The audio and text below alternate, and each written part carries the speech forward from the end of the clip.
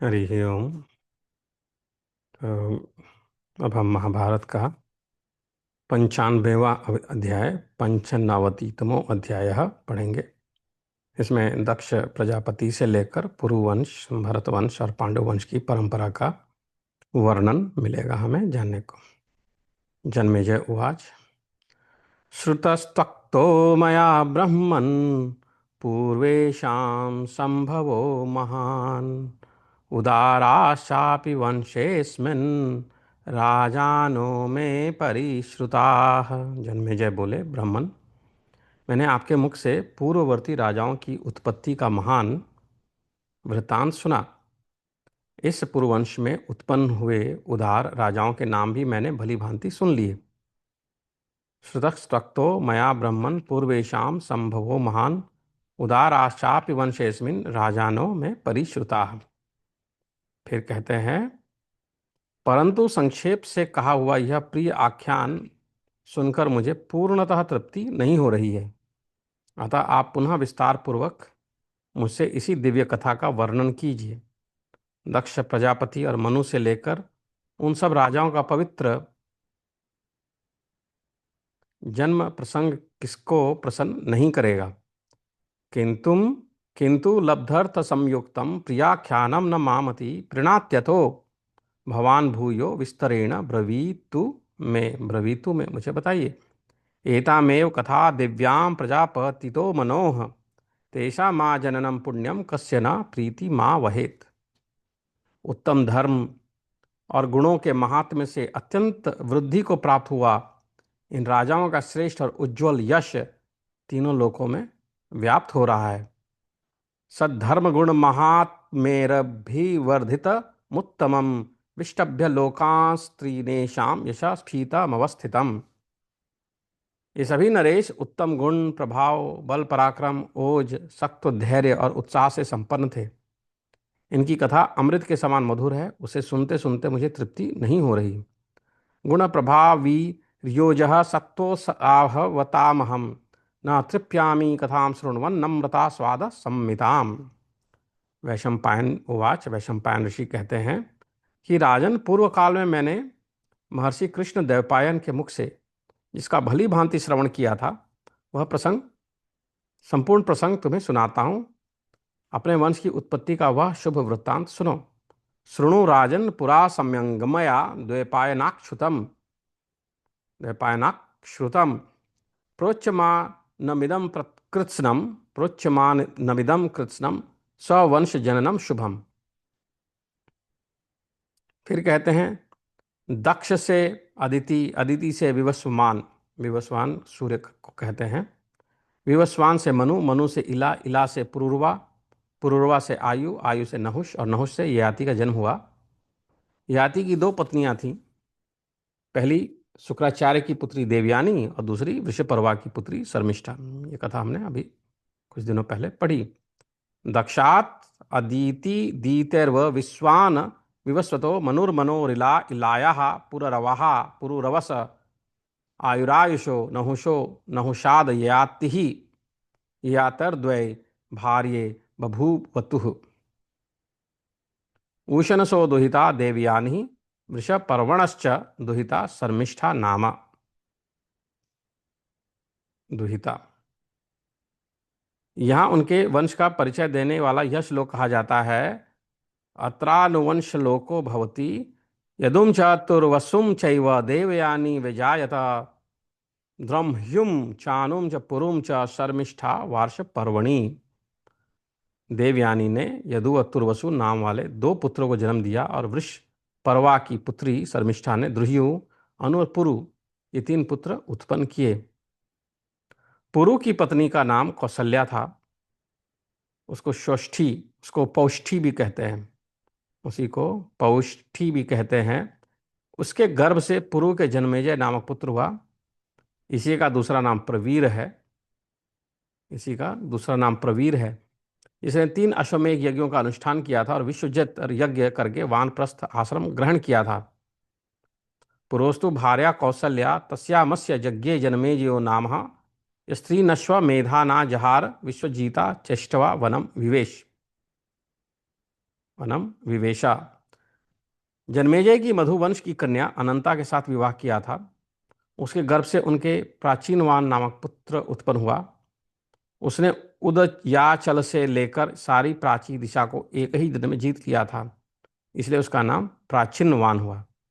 जन्मेजय खलवनंताम नामोपयेमि माधवीं तस्यामस्य यज्ञे प्राचीनवान यह प्राचीन दिशम जिगाय यावत् सूर्योदयात् ततस्तस्य प्राचीन वक्तम। प्राचीनवान ने यदुकुल की कन्या अश्वमी को अपनी पत्नी बनाया। उसके गर्भ से उन्हें सम्यति नामक पुत्र उत्पन्न हुआ। प्राचीनवान खल्वश्म कीपमुपये में यादवीं तस्यामस्य यज्ञे संयाति। संयाति ने दृश्यद्वान की पुत्री वरांगी से विवाह किया। उसके गर्भ से उन्हें अहमयांति नामक पुत्र हुआ। सम्यांति ही खलु दृशद्वतो दुहितरम वरांगी नामोपये में तस्यामस्य यज्ञे अहम याति।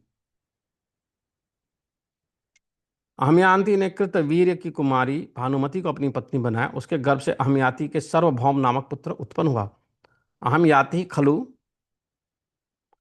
कृतवीर्य दुहितर मुपेय में भानुमति नाम तस्यामस्य यज्ञे सार्वभौमः। सार्वभौम ने युद्ध में जीतकर कैकेयी कुमारी सुनंदा का अपहरण किया और उसी को अपनी पत्नी बनाया। उससे उनका जैत्सेन नामक पुत्र उत्पन्न हुआ। सार्वभौम खलु जित्वा जहार कैकेयीं सुनंदाम नाम तामुपये में तस्यामस्य यज्ञे जैत्सेनो नाम। जैत्सनेन ने विदर्भ राजकुमारी सुश्रुवा से विवाह किया। उसके गर्भ से उसने अवाचीन नामक पुत्र उत्पन्न किया। जैत्सेनो खलु वैदर्भी मुपेये में सुश्रुवाम नाम तस्यामस्य यज्ञे अवाचीनः।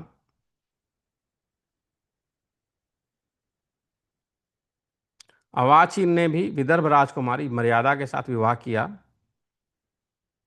जो आगे बताई जाने वाली देवातिथि की पत्नी से भिन्न थी। उसके गर्भ से उन्हें अरिह नामक पुत्र हुआ। अवाचीनोपि वैदर्भी पराम में वो पेय में मर्यादाम नाम तस्यामस्य यज्ञे अरिह। अरिह खल्वांगी मुपेय में तस्यामस्य यज्ञे महाभौम। अरिह ने अंग देश की राजकुमारी से विवाह किया।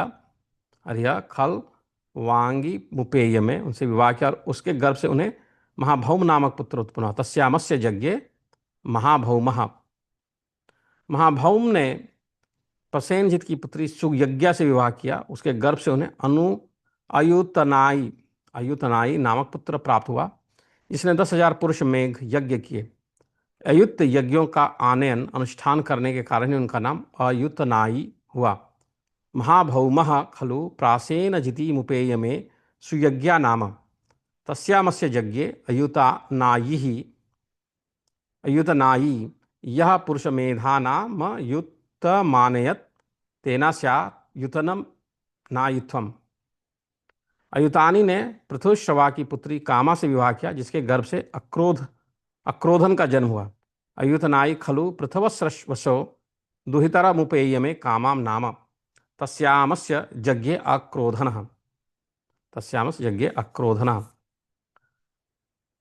अक्रोधन ने कलिंग देश की राजकुमारी करम्भा से विवाह किया, जिसके गर्भ से उनके देवातिथि नामक पुत्र का जन्म हुआ।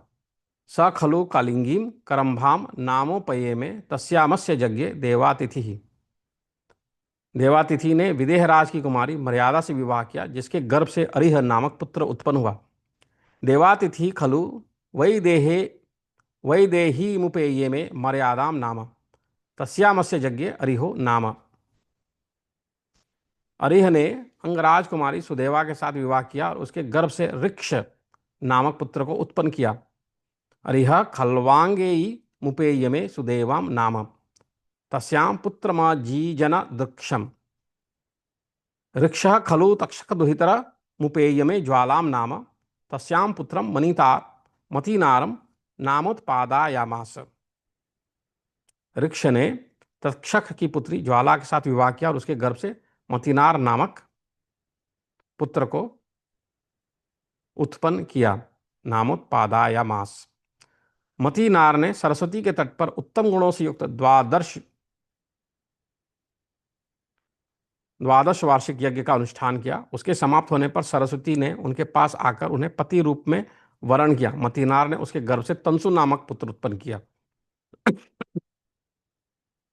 मतीनारः खलु सरस्वत्यां गुण समन्वितम द्वादश वार्षिकम सत्रमाहरत समाप्ते च सत्रे सरस्वत्य भीगम्यतम भर्तारम वरयामास तस्यां पुत्रम जी जनत तंसुम नाम तस्यां पुत्रम जी जनत तंसुम नाम। यहाँ वंश परंपरा का सूचक श्लोक इस प्रकार है। अत्रा अनुवंश श्लोका भवति। सरस्वती ने मथिरा नार से तसु नामक पुत्र उत्पन्न किया और तंसु ने कलिंग राजकुमारी के गर्भ से इलीन नामक पुत्र को उत्पन्न किया। तमसुम सरस्वती पुत्रम मथिरा नाराद जी जनत इलीनम जनयामास कालिंग्याम तंसुरात्मजम। इलीन ने रथनंत्री इलीन ने रथंतरी के गर्भ से दुष्यंत आदि 5 पुत्र उत्पन्न किए। इलीनस्तु रथंतर्याम दुष्यंताद्यान 5 पुत्रान जी जनत। दुष्यंत ने विश्वामित्र की पुत्री शकुंतला के साथ विवाह किया, जिसके गर्भ से उनके पुत्र भरत का जन्म हुआ। दुष्यंता खलु विश्वामित्र दुहितरम शकुंतलाम नामोपयेमे तस्यामस्य यज्ञे भरतः। यहाँ वंश परंपरा के सूचक 2 श्लोक हैं। अत्रानुवंश श्लोका भवतः। माता तो भाथी धोकनी के समान है, वास्तव में पुत्र पिता का ही होता है जिससे उसका जन्म होता है, वही उस बालक के रूप में प्रकट होता है। दुष्यंत, तुम अपने पुत्र का भरण पोषण करो, शकुंतला का अपमान ना करो। भस्त्रा माता पितु पुत्रो येन जाता स एव सह भरस्व पुत्रम दुष्यंता मा वंस्थाः शकुंतलाम। गर्भाधान करने वाला पिता ही पुत्र रूप में उत्पन्न होता है। नरदेव, पुत्र यमलोक से पिता का उद्धार कर देता है, तुम ही इस गर्भ के आधान करने वाले हो। शकुंतला का कथन सत्य है। रहते धाह पुत्र उन्नयति नरदेव यमक्षयात त्वम चास्य धाता गर्भस्य सत्यमाह शकुंतला। आकाशवाणी ने भरण पोषण के लिए कहा था, इसलिए उस बालक का नाम भरत हुआ। भरत ने राजा सर्वसेन की पुत्री सुनंदा से विवाह किया। वह काशी की राजकुमारी थी। उसके गर्भ से भरत के भूमन्यु नामक पुत्र उत्पन्न हुए। ततोस्य भरतत्वम भरता खलु काशेयी मुपेये में सार्वसेनीम सुनंदाम नाम तस्यामस्य यज्ञे भूमन्यु। भूमन्यु ने दशार कन्या विजया से विवाह किया, जिसके गर्भ से सुहोत्र का जन्म हुआ। भूमन्यु खलु दासार ही मुपेय में विजयाम नाम तस्यामस्य यज्ञे सुहोत्रः। सुहोत्र ने इक्ष्वाकु कुल की कन्या सुवर्णा से विवाह किया। उसके गर्भ से उन्हें हस्ती नामक पुत्र हुआ, जिसने यह हस्तिनापुर नाम का नगर बसाया। हस्ती के बसाने से ही यह नगर हस्तिनापुर कहलाया। सुहोत्र खल्व्यक्षावक कुकन्यामुपेय में सुवर्णाम नाम तस्यामस्य यज्ञे हस्ती या इदम हस्तिनापुरम स्थापयामास एतदस्य हस्तिनापुरत्वम। हस्ती ने त्रिगर्त राज की पुत्री यशोधरा के साथ विवाह किया। उसके गर्भ से विकुंठन नामक पुत्र उत्पन्न हुआ। हस्ती खलु त्रैगर्ती मुपेये में यशोधराम नाम तस्यामस्य यज्ञे विकुंठनो नाम। विकुंठना खलु दासार ही मुपेये में सुदेवाम नाम तस्यामस्य यज्ञे अजमीढ़ो नाम। विकुंठ ने दशार कुल की कन्या सुदेवा से विवाह किया और उसके गर्भ से उन्हें अजमीढ़ नामक पुत्र प्राप्त हुआ। अजमीढ़ के केकई, गांधारी, विशाला तथा ऋक्षा से 124 पुत्र उत्पन्न हुए। वे सब पृथक पृथक वंश प्रवर्तक राजा हुए। इनके राजा संवरण कुरुवंश के प्रवर्तक हुए। अजमीढ़स्य चतुर्विंशम पुत्र शतम बभूव केकय्याम गांधार्याम विशालायाम ऋक्षायाम चेति पृथक पृथक वंशधरा नृपतयः तत्र वंशकरः संवरणः। संवरण ने सूर्य कन्या तपति से विवाह किया, जिसके गर्भ से कुरु का जन्म हुआ।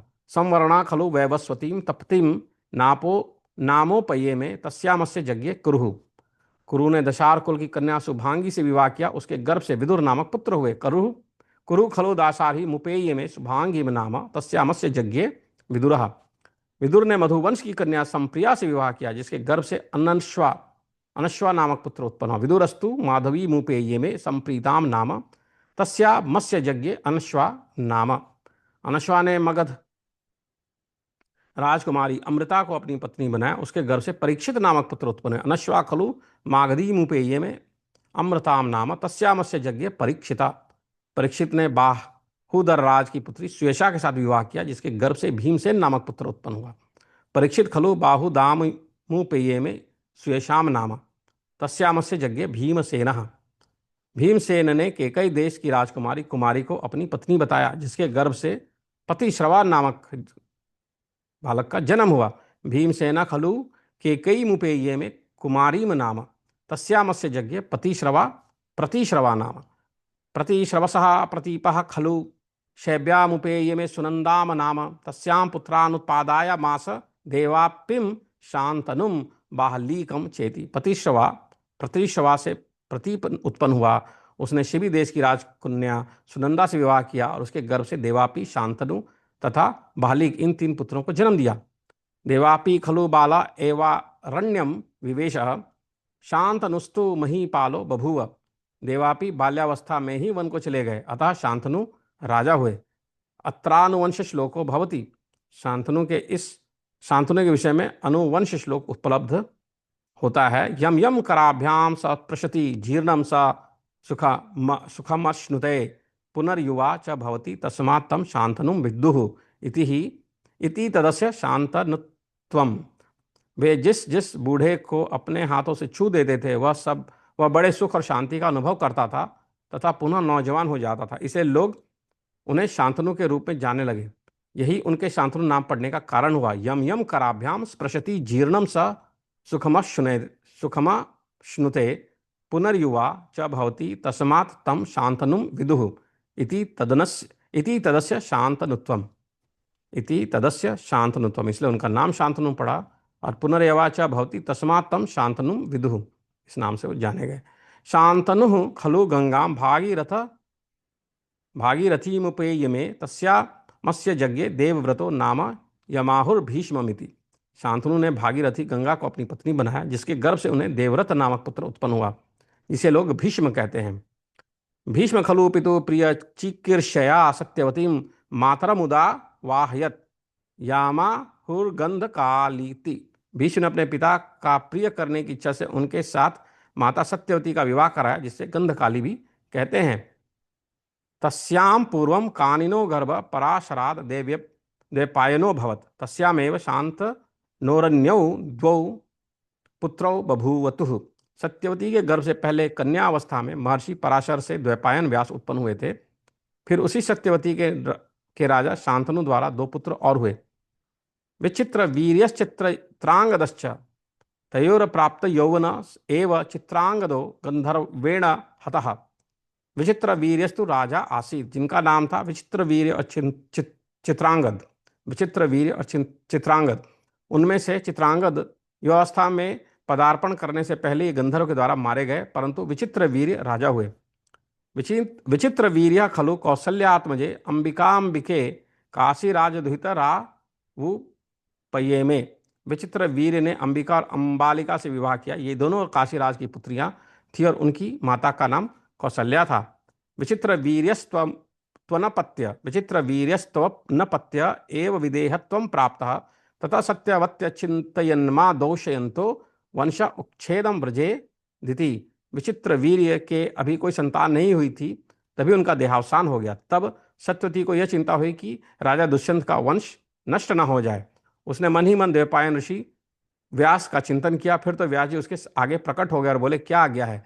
सा द्वैपायनम ऋषिम मनसा चिंतयामास स तस्याः पुरतः स्थिता किम करवाणिति। क्या आज्ञा है? किम करवाणिति। सा तमुवाच, उसने सत्यवती ने उनसे कहा, भ्राता तवानपत्य एव स्वर्यातो विचित्र वीर्य साध्वपत्यम तस्योत्पादयति। सत्यवती ने उनसे कहा, बेटा तुम्हारे भाई विचित्र वीर्य संतानहीन अवस्था में ही स्वर्गवासी हो गए, अतः उनके वंश की रक्षा के लिए उत्तम संतान उत्पन्न करो। उन्होंने तथास्तु कहकर धृतराष्ट्र, पांडु और विदुर इन 3 पुत्रों को उत्पन्न किया। सा तथेत्युक्त्वा 3 पुत्रानुत्पादयामास धृतराष्ट्रम पांडुम विदुरम चेति। उनमें से राजा धृतराष्ट्र ने गांधारी के गर्भ से व्यास जी के दिए हुए वरदान के प्रभाव से 100 पुत्र उत्पन्न किए। तत्र धृतराष्ट्रस्य राज्ञा पुत्र शतम बभूव गांधार्याम वरदाना द्वैपायनस्य। धृतराष्ट्र के उन 100 पुत्रों में 4 प्रधान थे, दुर्योधन, दुशासन, विकर्ण, चित्रसेन। तेषां धृतराष्ट्रस्य पुत्राणाम चत्वारा प्रधाना बभूव, दुर्योधनो, दुशासनो, विकर्ण, चित्रसेनश्चेति। पांडु की 2 पत्नियां थी, कुंती भोज की कन्या प्रथा और माद्री। ये दोनों ही स्त्रियों में रत्न स्वरूपा थी। पांडोस्तु द्वे भार्ये बभूवतु कुंती प्रथा नाम माद्री च इत्युभे स्त्री रत्ने। एक दिन राजा पांडु ने शिकार खेलते समय एक मृग रूपधारी ऋषि को मृग रूप धारिणी अपनी पत्नी के साथ मैथुन करते देखा। वह अद्भुत मृग अभी काम रस का आस्वादन नहीं कर सका था। उसे अतृप्त अवस्था में ही राजा ने बाण से मार दिया।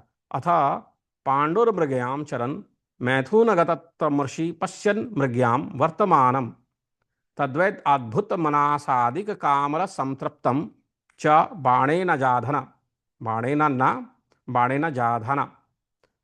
बाण से घायल हुए उस मुनि ने पांडु से कहा, राजन, तुम भी इस मैथुन धर्म का आचरण करने वाले तथा काम रस के ज्ञाता हो, तो भी तुमने मुझे उस दशा में मारा है जबकि मैं काम रस से तृप्त नहीं हुआ था।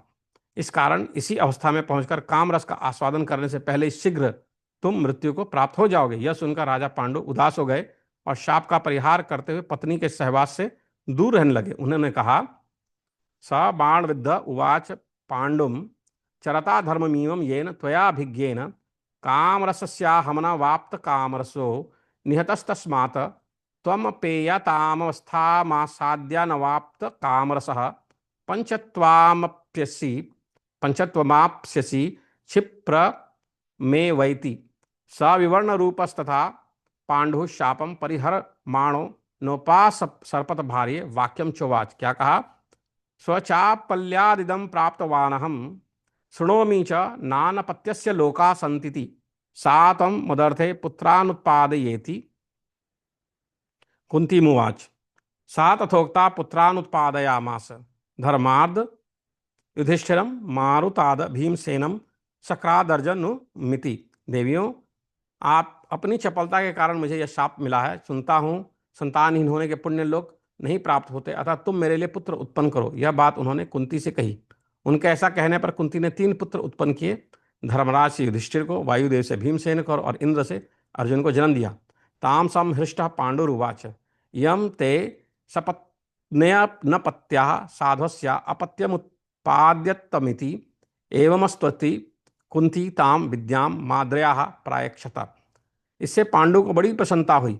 उन्होंने कुंती से कहा, यह तुम्हारी सौत माद्री तो संतानहीन ही रह गई, इसके गर्भ से भी सुंदर संतान उत्पन्न होने की व्यवस्था करो, ऐसा ही हो। कहकर कुंती ने अपनी यह विद्या, जिससे देवता आकृष्ट होकर चले आते थे, माद्री को भी दे दी। माद्रयाम मश्विभ्याम नकुल सहदेवावुत्पादितो पादितौ। माद्री के गर्भ से अश्विनी कुमारों ने नकुल और सहदेव को उत्पन्न किया। माद्रीम खल्लवलंकृताम दृष्ट्वा पांडुर्भावम चक्रे च ताम स्पृष्टवैव विदेहत्वम प्राप्तः तत्रैनं चित्राग्निस्थम माद्री समन्वारोह उवाच कुंतीम यम योर प्रमत्तया त्वया भवित्व वयमिति। एक दिन माद्री को श्रृंगार किए देख पांडु उसके प्रति आसक्त हो गए और उसका स्पर्श होते ही उनका शरीर छूट गया। तदनंतर वहां चिता की आग में स्थित पति के शव के साथ माद्री चिता में आरूढ़ हो गई और कुंती से बोली, बहन, मेरे जुड़े बच्चों के भी लालन पालन में तुम सदा सावधान रहना। ततस्ते पांडवा कुंत्या सहिता हस्तिनपुर मानीय तापसैर्भीष्मस्य च विदुरस्य च निवेदिताः सर्ववर्णानां च निवेद्यांतरहितास्तापसा बभूव प्रेक्ष्य माणानाम तेषाम। इसके बाद तपस्वी मुनियों ने कुंती सहित पांडवों को वन से हस्तिनापुर में लाकर भीष्म तथा विदुर जी को सौंप दिया। साथ ही समस्त प्रजावर्ग के लोगों को भी सारे समाचार बताकर वे तपस्वी उन सब के देखते ही देखते वहां से अंतर्ध्यान हो गए। तच्च वाक्यमुपश्रुत्य भगवतामंतरिक्षात पुष्पवृष्टि पपात। देवदुन्दुभयश्च प्रणेदुः। उन ऐश्वर्यशाली मुनियों की यह बात सुनकर आकाश से फूलों की वृष्टि होने लगी और देवताओं की दुंदुभियां बज गई। प्रतिगृहीताश्च पांडवा पितुर्निधनमा वदेयन् तस्योर्ध्वदेहिकं नन्यात्तश्च कृतवन्तः। तांस्तत्र निवसतः पांडवान् बाल्यात् प्रभृति दुर्योधनो नामर्षयत्। भीष्म और धृतराष्ट्र के द्वारा अपना लिए जाने पर पांडवों ने उनसे अपने पिता की मृत्यु का समाचार बताया। तत्पश्चात पिता की और्ध्वदेहिक क्रियाओं को विधि पूर्वक संपन्न करके पांडव वहीं रहने लगे। दुर्योधन को बाल्यावस्था से ही पांडवों के साथ रहना सहन नहीं हुआ।